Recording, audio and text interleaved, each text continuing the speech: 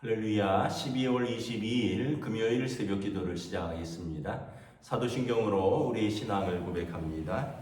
나는 전능하신 아버지 하나님 천지의 창조주를 믿습니다. 나는 그의 유일하신 아들 우리 주 예수 그리스도를 믿습니다. 그는 성령으로 잉태되어 동정녀 마리아에게서 나시고 본디오 빌라도에게 고난을 받아 십자가에 못 박혀 죽으시고 장사된 지 사흘 만에 죽은 자 가운데서 다시 살아나셨으며 하늘에 오르시어 전능하신 아버지 하나님 우편에 앉아 계시다가 거기로부터 살아있는 자와 죽은 자를 심판하러 오십니다. 나는 성령을 믿으며 거룩한 공교회와 성도의 교제와 죄를 용서받는 것과 몸의 부활과 영생을 믿습니다. 아멘. 찬송가 112장 찬양하시겠습니다. 찬송가 112장 찬양하시겠습니다.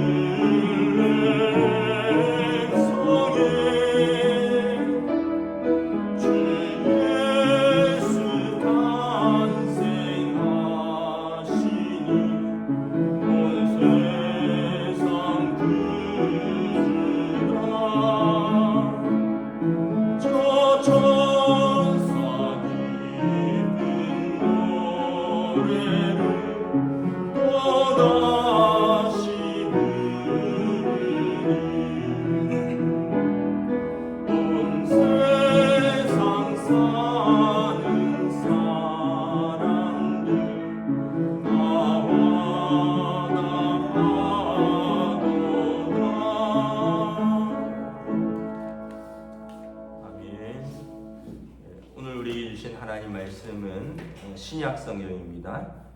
요한 1서 4장 7절부터 15절까지 말씀입니다. 요한 1서 4장 7절부터 15절까지 말씀입니다. 신약 성경 392페이지입니다. 신약 성경 392페이지입니다. 요한 1서 4장 7절부터 15절까지 말씀 다 찾으신 줄 알고 저와 여러분들이 한 절씩 교도하겠습니다. 사랑하는 자들아, 우리가 서로 사랑하자. 사랑은 하나님께 속한 것이니 사랑하는 자마다 하나님으로부터 나서 하나님을 알고 사랑하지 아니하는 자는 하나님을 알지 못하나니 이는 하나님은 사랑이심이라. 하나님의 사랑이 우리에게 이렇게 나타난 바 되었으니 하나님이 자기의 독생자를 세상에 보내심은 그로 말미암아 우리를 살리려 하심이라. 사랑은 여기 있으니 우리가 하나님을 사랑한 것이 아니요 하나님이 우리를 사랑하사 우리 죄를 속하기 위하여 화목제물로 그 아들을 보내셨습니다. 사랑하는 자들아, 하나님이 이같이 우리를 사랑하셨은즉 우리도 서로 사랑하는 것이 마땅하도다. 어느 때나 하나님을 본 사람이 없으되 만일 우리가 서로 사랑하면 하나님이 우리 안에 거하시고 그의 사랑이 우리 안에 온전히 이루어지느니라. 그의 성령을 우리에게 주심으로 우리가 그 안에 거하고 그가 우리 안에 거하시는 줄을 아느니라.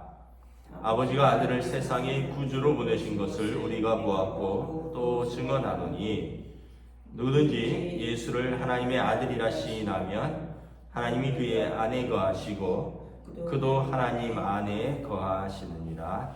아멘. 할렐루야. 오늘 또 새날을 주셨습니다. 하나님께서 은혜와 평강으로 함께해 주시기를 축복합니다. 오늘 우리 이제 성탄절을 준비하면서 성탄절 큐티 말씀으로 하나님은 사랑이시고 예수님께서 그 사랑의 절정이시다라는 말씀을 보도록 하겠습니다. 오늘이 올겨울 들어서 가장 추운 날이죠. 그 아침에 보니까 영하 14도인데 제가 알기로는 오늘이 동지로 알고 있습니다. 동지. 맞나요? 동지는 이제 밤이 제일 긴 날이죠. 오늘 팥죽 먹는 날인가요? 하여튼 오늘 굉장히 추운 날인데 여러분 또 오고 가시면서 뭐 감기라든지 또 이런 거 걸리지 않도록 오늘은 그냥 집에 계시는 게 좋을 것 같네요. 오늘 말씀은 이제 하나님께서 우리를 어떻게 사랑하셨는가 말씀하고 있습니다. 하나님의 중요한 성품 두 가지가 있죠. 뭐 하나님의 성품이 많이 있지만 그 중에 하나님의 대표적인 속성, 성품 두 가지는 공의와 사랑입니다. 공의는 뭐냐 하면 하나님께서 의인에게 상 주시고 악인에게 벌을 주신다는 것입니다. 이것이 하나님의 공의입니다. 하나님의 사랑은 뭐냐 하면 하나님은 사랑이시다라는 것입니다. 그래서 하나님의 공의와 하나님의 사랑은 예수 그리스도의 오심을 통해서 완전히 구현되었습니다. 하나님의 사랑이심은 예수님께서 오심으로 하나님께서 아들을 내어주심으로 하나님이 사랑이심을 보여주셨고 하나님이 공의이심은 예수님께서 재림하실 때는 이제 세상을 완전히 심판하실 것입니다. 의인은 영생으로, 악인은 영벌로 심판하실 것입니다. 그래서 하나님의 공의와 사랑은 그 아들 예수 그리스도를 통하여 온전히 세상에 실현될 것입니다. 오늘은 이제 특별히 하나님은 사랑이시다. 하나님 우리를 어떻게 사랑하셨는가라는 거죠. 요한복음 3장 16절에 하나님이 세상을 이처럼 사랑하사 독생자를 주셨으니 이는 저를 믿는 자마다 멸망치 않고 영생을 얻게 하려 하심이라. 그래서 하나님께서 세상을 사랑하셔서 아들을 보내셨다라고 말씀하고 있습니다. 또 로마서 5장 8절에 우리가 아직 죄인 되었을 때 그리스도께서 우리를 위하여 죽으심으로 하나님께서 우리에 대한 자기의 사랑을 확증하셨느니라. 그래서 우리가 죄인 되었을 때 하나님 우리를 사랑하신 방법으로 예수님이 십자가를 지심으로 우리 죄를 대신 짊어지신 것이 하나님 사랑의 확증이라는 것입니다. 또 11절에 보면 9절에 보면 하나님의 사랑이 우리에게 이렇게 나타난 바 되었으니 하나님이 자기의 독생자를 세상에 보내심은 그로 말미암아 우리를 살리려 하심이라. 요한복음 3장 16절과 같은 말씀이죠. 하나님의 사랑이 어떻게 나타낸 바 되었는가? 당신의 아들을 세상에 보내심으로 나타낸 바 되었는데 그로 말미암아 세상을 구원하려 하심이라라는 거죠. 또 14절에 보면 아버지가 아들을 세상에 구주로 보내신 것을 우리가 보았다. 그래서 하나님께서 아들을 세상의 구원자로 보내신 것, 이것이 하나님의 사랑이다. 사랑하시니까 구원하시는 거죠. 그래서 여러분 하나님은 사랑이시고 그리고 예수 그리스도를 통하여 하나님의 사랑이 이 땅에 보여주었다라는 것입니다. 예수님 오심의 의미는 뭐냐 하면 하나님의 사랑이 이 땅 가운데 오신 것입니다.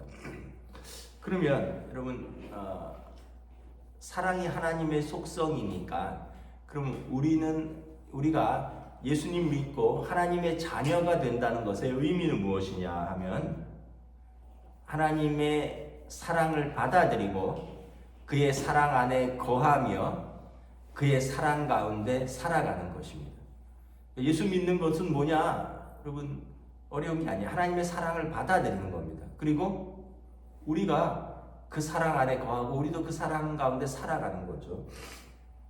그래서 신앙생활은 뭐냐 하면 하나님을 알아가고 하나님과의 깊은 교제 속에서 살아가는 겁니다.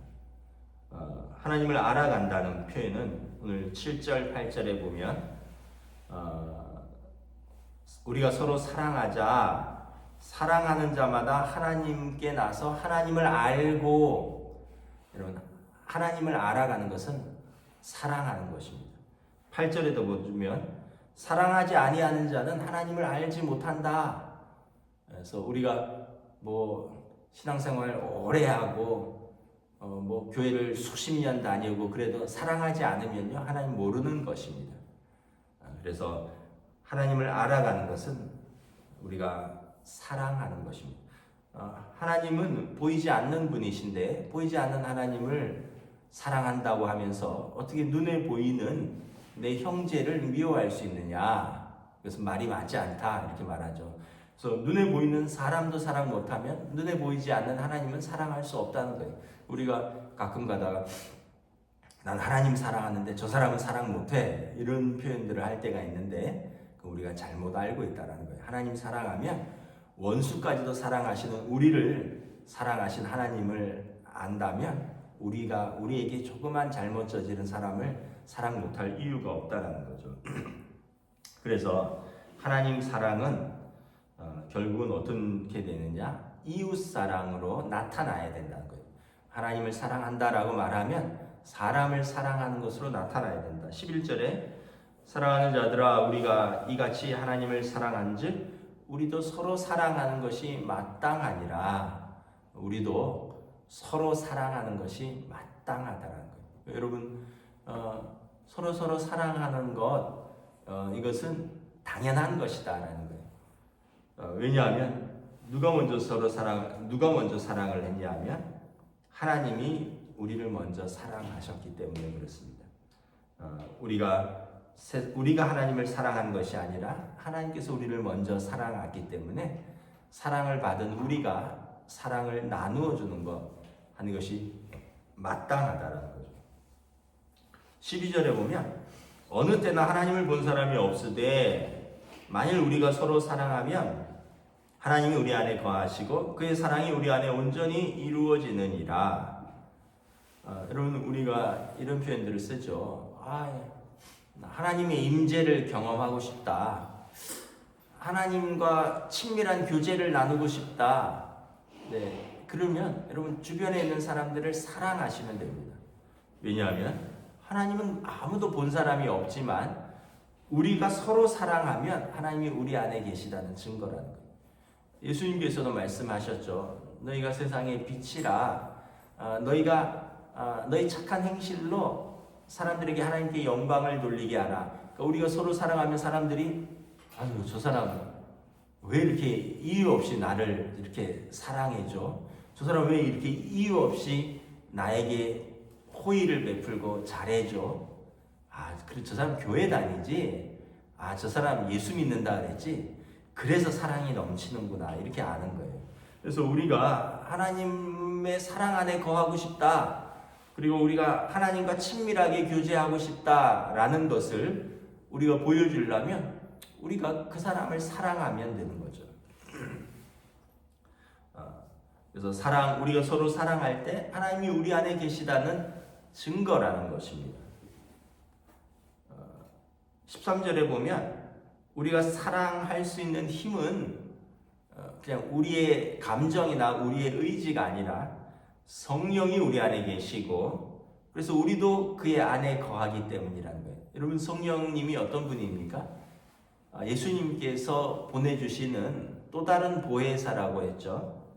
15절에 보면 누구든지 예수를 하나님의 아들이라 시인하면 하나님이 그의 안에 거하시고 그도 하나님 안에 거하느니라.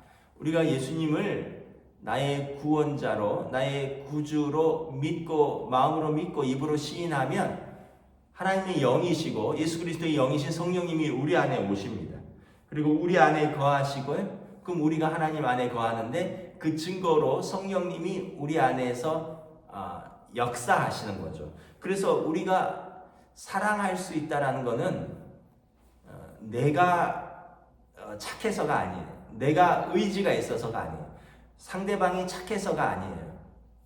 이것은 그냥 자연스럽게 되는 겁니다. 내 안에 성령님이 계시니까.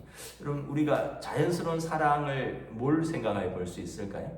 아마 부모 자식 간의 사랑이라고 생각해 보면 될 겁니다.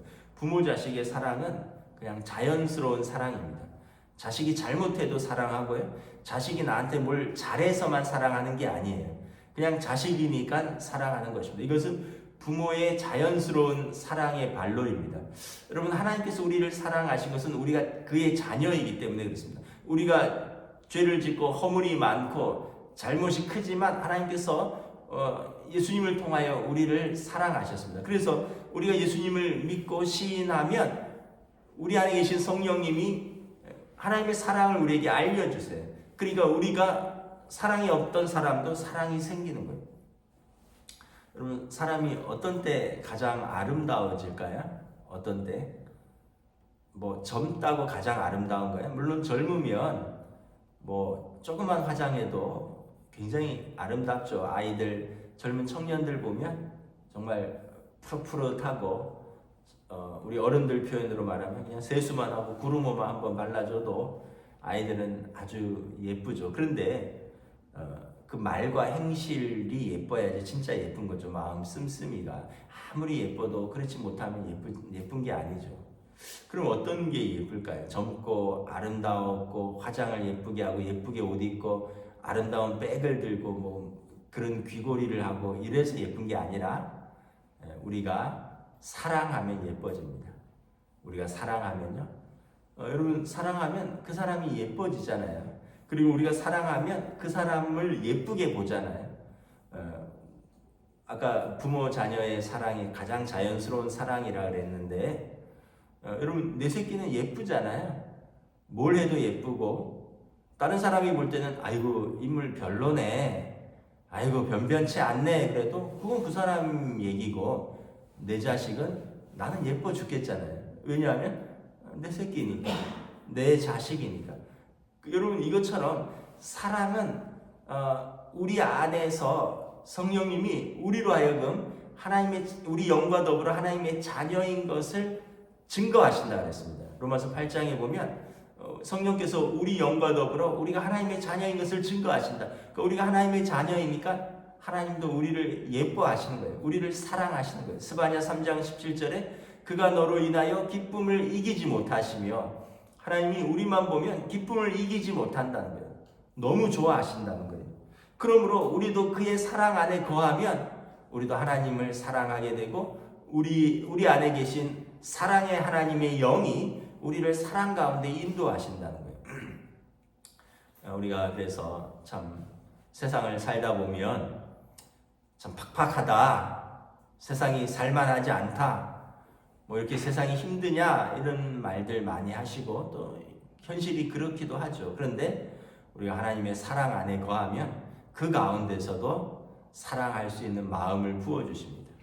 그 어려움 속에서도, 그 팍팍함 속에서도, 때로는 그 고난 속에서도 우리가 하나님의 사랑받는 자녀라는 것을 깨닫고 또 우리가 또 그 사랑을 서로 나눌 수 있게 되는 거죠.